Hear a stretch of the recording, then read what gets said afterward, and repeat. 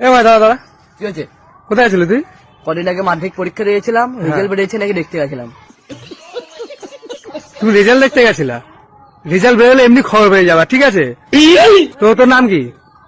তোমারও বন্ধু, তোমার বাবারও বন্ধু। তোমারও বন্ধু, তোমার বাবারও বন্ধু। মানে? আমার নাম দীনবন্ধু। দীনবন্ধু, ও আচ্ছা। তো বাবার নাম কি? দীপক। দীপক? দীপক